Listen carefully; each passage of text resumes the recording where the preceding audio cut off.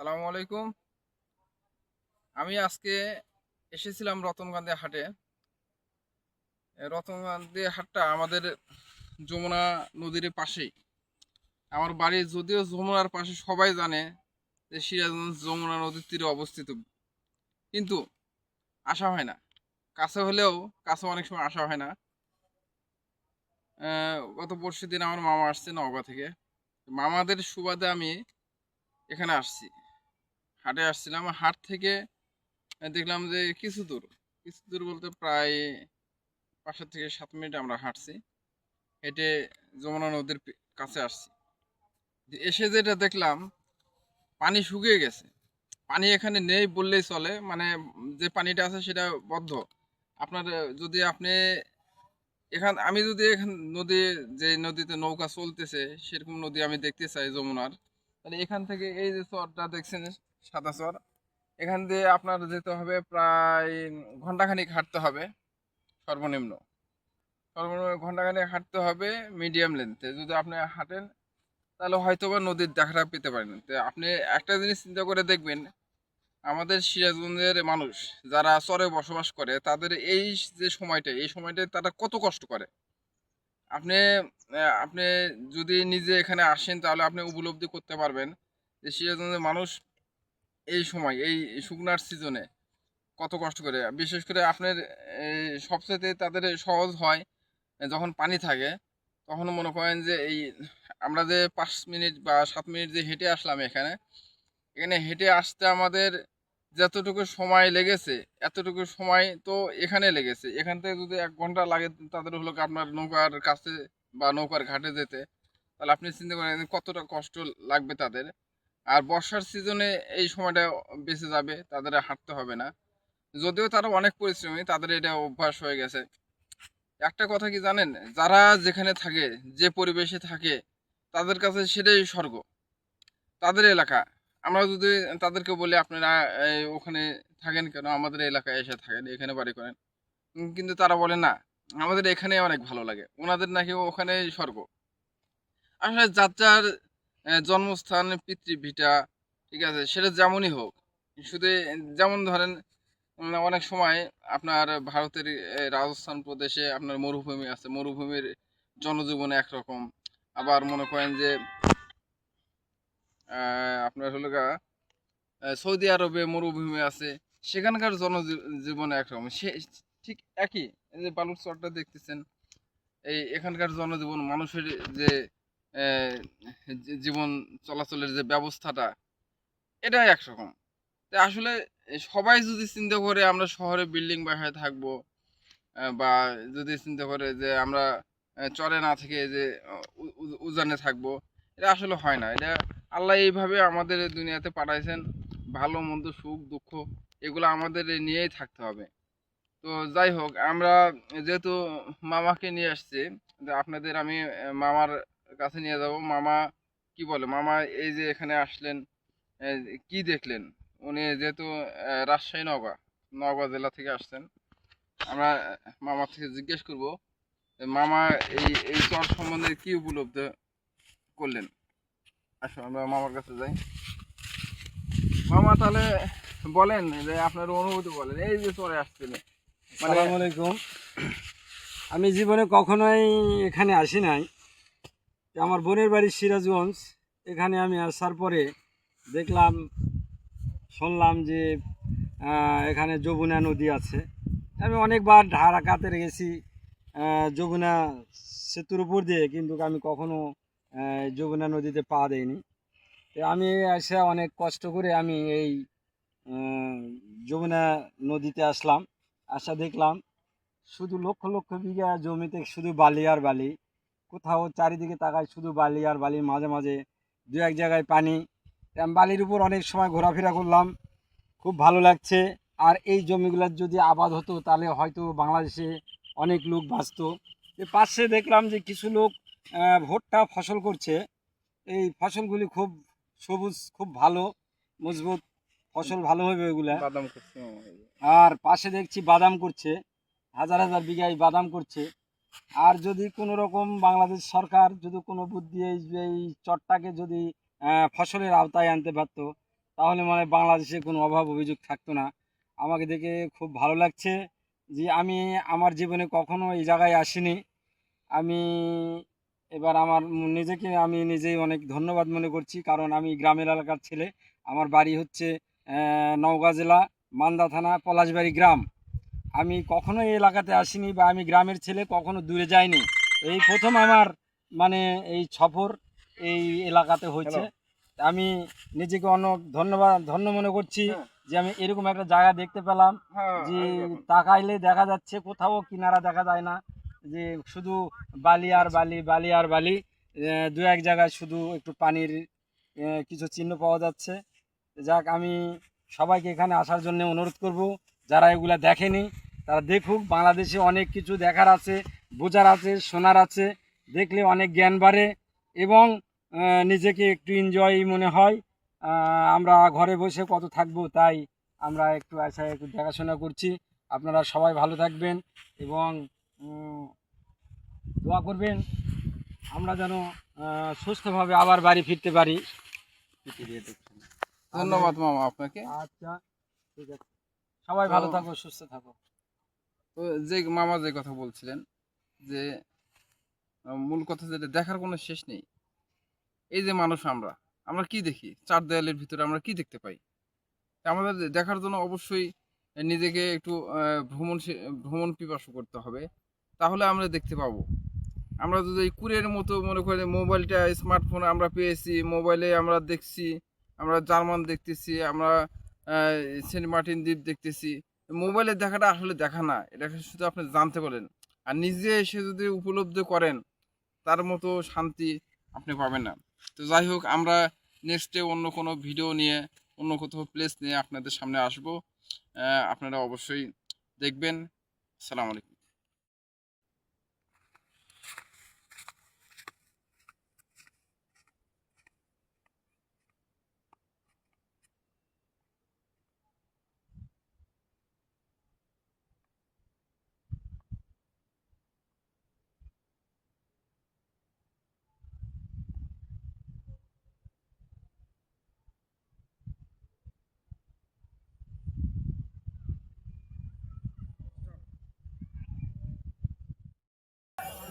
কও তোমার অনুভূতি, কও হাটে আসে কি মনে হইলো? অনুভূতি খুব দুর্দান্ত। তুমি তো পরে আসছো, আমরা তো এই যে ওই যে দেখা যায় সাদা চর, ওই সাদা চর দিয়ে ঘুরে আসছি। ওইখানে আমি গত ঈদে গেছিলাম। গত ঈদের মজা আলাদা আর এখনকার মজা আলাদা। আগে আসলে তো আমিও যেতে পারি। সেটাই তো, এটাই তো মিস করছো, এটাই বলতেছি। আমরা যখন গেলাম ওই সময় যদি যাইতে, তাহলে খুব এনজয় করতে পারতাম। সেই এনজয় তো পেলে না। চলো আমরা হাটের ভিতর ঘুরে অন্য কোনো এনজয় করা যায় নাকি? ঠিক আছে, ঠিক আছে, চলো।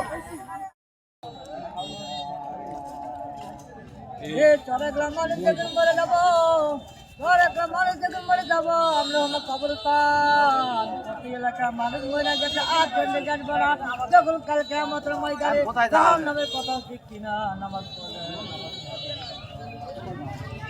চলো, নামাজ পড়বা না,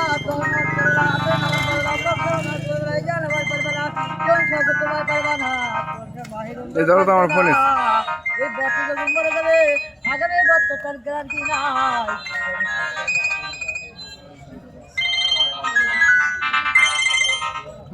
ভালো হয়েছে। হ্যালো, তোর একটা মানুষ যখন মরে যাবে, আর ট্রেন দেখে তোলা মাফ করে দিতে পারবো না। কিসের?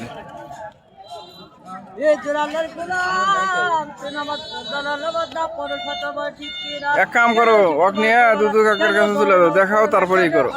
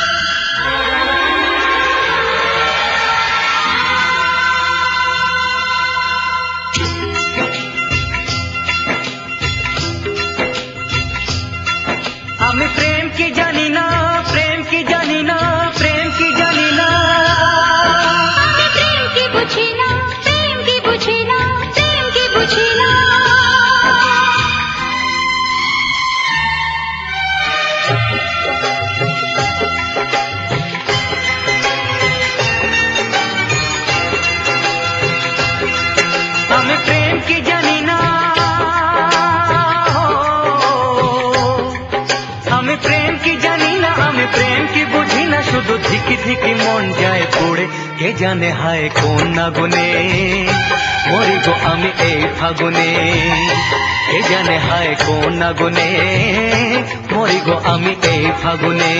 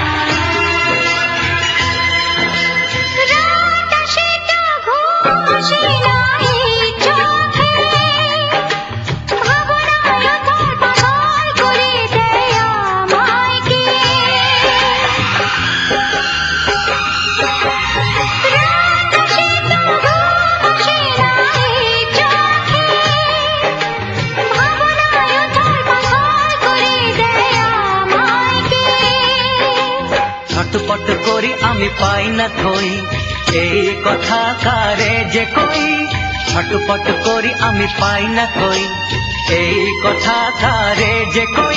আমি নই কোন রোগী তবু কি অসুখে ভুগি, কে বলে দেবে কি তার মানে, কে জানি হায় কোন আগুনে মরি গো আমি এই ফাগুনে।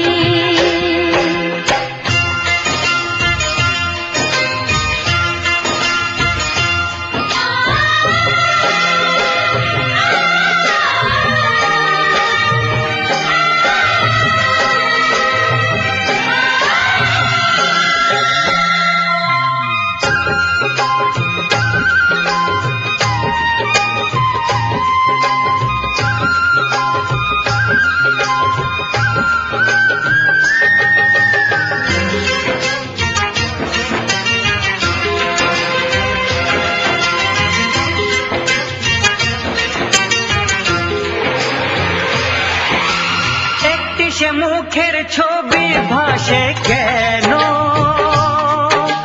সে ছাড়া আর কিছু অনুভবেতে নেই যেন। একটি সে মুখের ছবি ভাসে কেন, সে ছাড়া আর কিছু অনুভবেতে নেই যেন। লোকে বলে আরে তোর হলো কি, তুই তো আগের মতো নেই দেখি। লোকে বলে আরে তোর হলো কি, তুই তো আগের মতো নেই দেখি। আমি কিভাবে বোঝাই বল, কিসে যে বোঝাই, কেন সুখ আর নেই এই প্রাণে। কে জানে হায় কোন আগুনে মরে গো আমি এই ফাগুনে। আমি প্রেম কি জানি না, প্রেম কি জানি না, প্রেম কি জানি না। আমি প্রেম কি বুঝি না, প্রেম কি বুঝি না, প্রেম কি বুঝি না।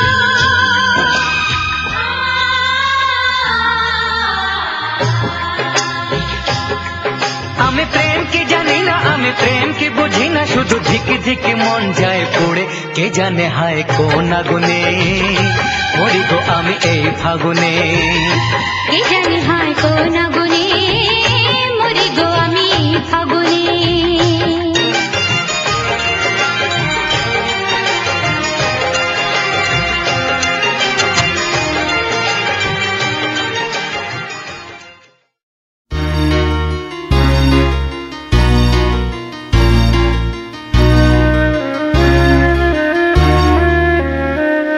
আগুনের দিন শেষ হবে একদিন, ঝরনার সাথে গান হবে একদিন।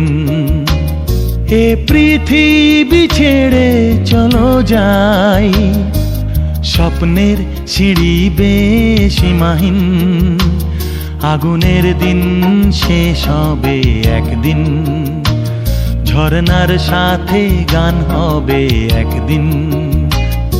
এ পৃথিবী ছেড়ে চলো যাই, স্বপ্নের সিঁড়ি বেয়ে সীমাহীন, আগুনের দিন শেষ হবে একদিন।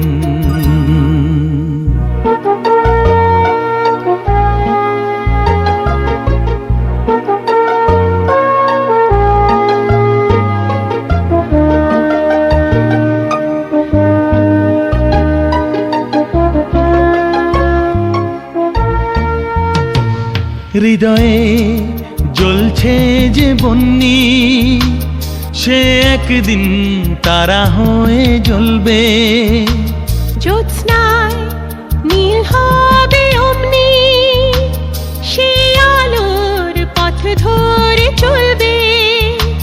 সেই যাত্রায় কেন হয় ভয়, হয় নিশিদিন। আগুনের দিন শেষ হবে একদিন, ঝরনার সাথে গান হবে একদিন। এ পৃথিবী ছেড়ে চলো যাই, স্বপ্নের সিঁড়ি বেয়ে সীমাহীন।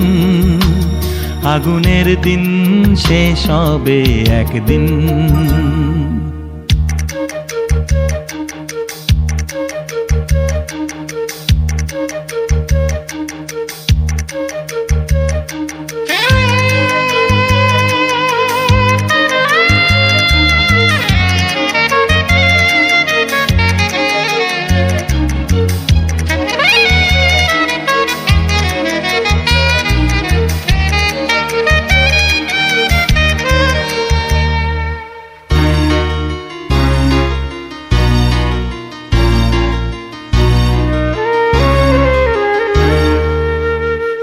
জোনাকির গান বুঝি থামলো, চাঁদনি যে লুকালো আড়ালে। শিশিরে স্নান করে ভোর হয়, তুমি এসে দুটি হাত বাড়ালে। হে ভুবন যে নূতন, হে স্বপন চিরদিন। আগুনের দিন শেষ হবে একদিন, ঝরনার সাথে গান হবে একদিন। এ পৃথিবী ছেড়ে চলো যাই, স্বপ্নের সিঁড়ি বেয়ে সীমাহীন। আগুনের দিন শেষ হবে একদিন, ঝরনার সাথে গান হবে একদিন। এ পৃথিবী ছেড়ে চলো যাই, স্বপ্নের সিঁড়ি বেয়ে সীমাহীন। আগুনের দিন শেষ হবে একদিন, ঝরনার সাথে গান হবে একদিন। আগুনের দিন শেষ হবে একদিন, ঝরনার সাথে গান হবে একদিন।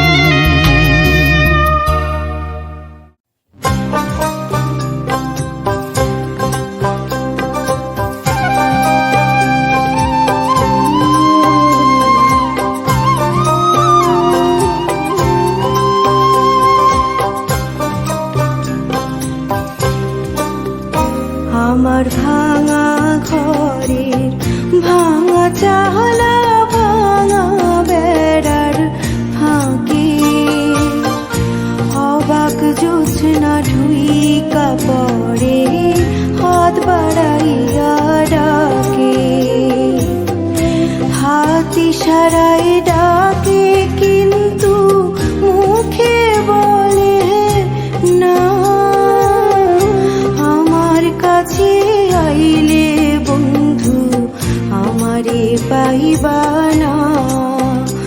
আমার ভাঙা ঘরে ভাঙা চালা, ভাঙা বেড়ার ফাঁকে অবাক জোছনা ঢুইকা পড়ে, হাত বাড়াইয়া ডাকে।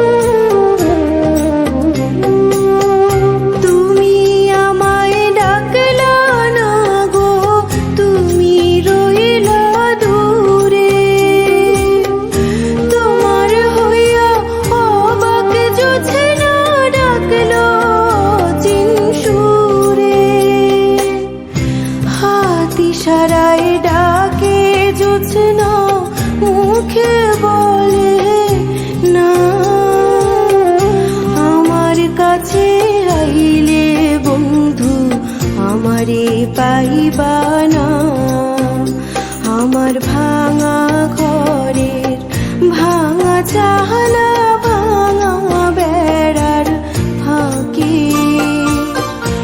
অবাক জোছনা ঢুইকা পড়ে হাত বাড়াইয়া ডাকে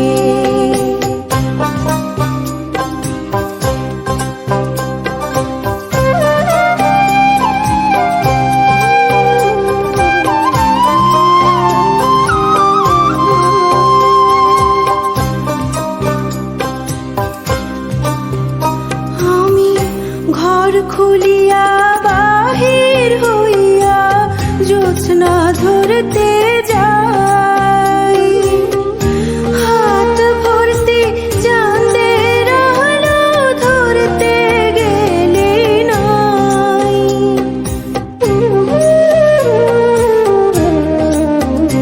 আমি ঘর খুলিয়া বাহির হইয়া জোছনা ধরতে যাই হাত ভর্তি চাঁদের আলো ধরতে গেলে নাই হাত ইশারায় ডাকে জোছনা মুখে বলে না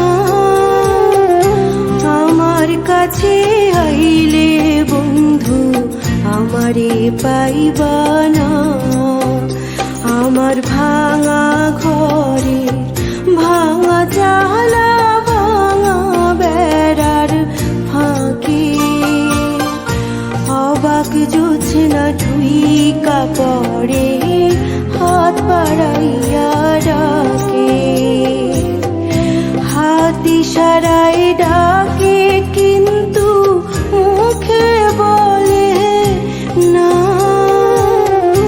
আমার কাছে আইলে বন্ধু আমারে পাইবানা আমার ভাঙা ঘরে ভাঙা চালা ভাঙা বেড়ার ফাঁকে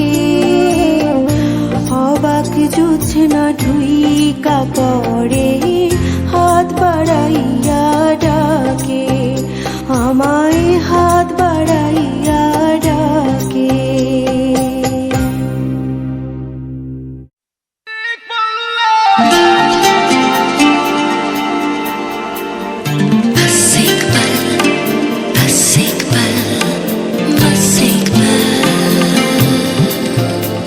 तू एक बार जो प्यार से मुझको छू ले तो हर जख्म भर जाएगा जरा इल्तिजा सुन के दीवाने दिल की मुझे अपने दिल से लगा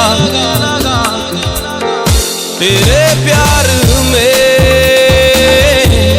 ऐसे जिए हम जला है ये दिल ये आंखें हुई नम एक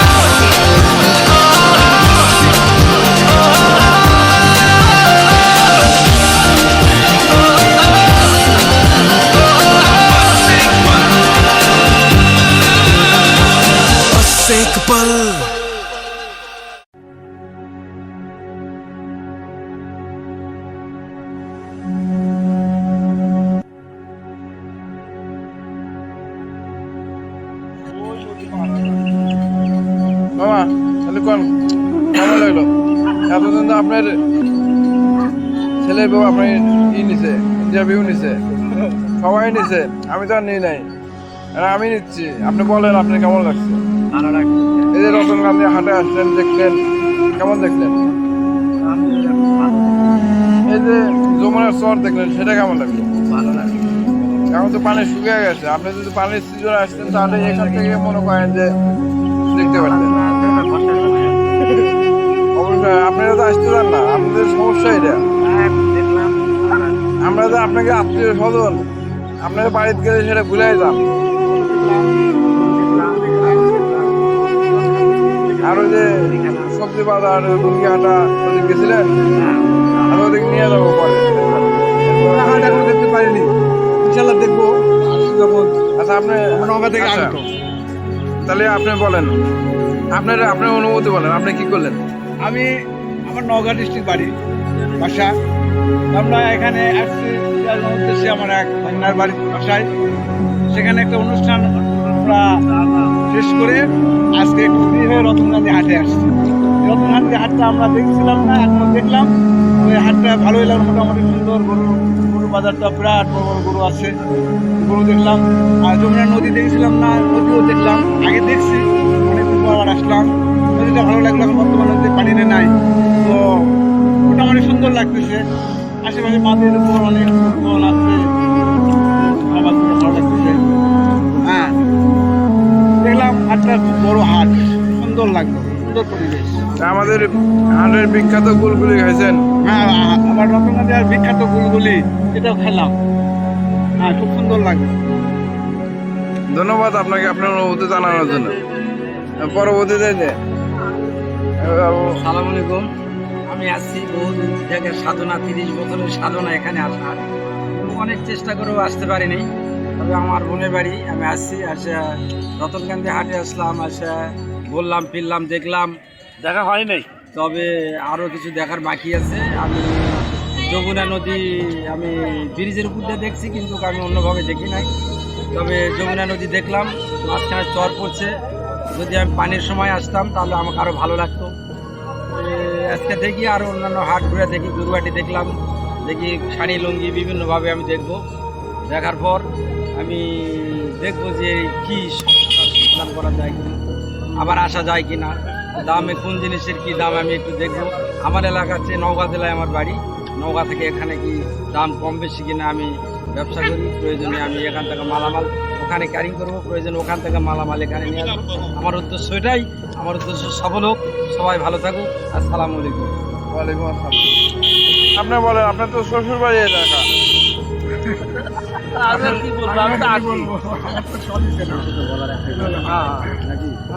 আপনি নিয়ে আসছেন, আপনার ভাইদের নিয়ে আসছেন, ভাইদের নিয়ে আসার পরে আপনার অনুভূতি কি? ভাইদের নিয়ে আসার পর আমার খুব ভালো লেগেছে। ওরা দেখতেছে, খুব এনজয় করতেছে ওরা। এবং পাশাপাশি তাদের এলাকার বিখ্যাত খাবার পেঁয়াজি খাবে, তারপরে আমরা বাড়ির উদ্দেশ্যে রওনা দেবো।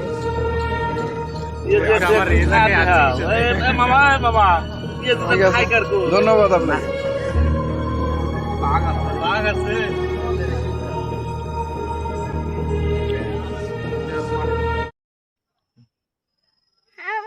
কেমন আছো? দাদি ভাই বলবো, আমার দাদি ভাই আসছি, আমার তোমার আসবে, আমার অনেক ভালো লাগতেছে। তোর কাছে যাবো, ডাক্তার কাছে যাবো, দাঁতে ব্যথা হয়েছে। ঠিক আছে।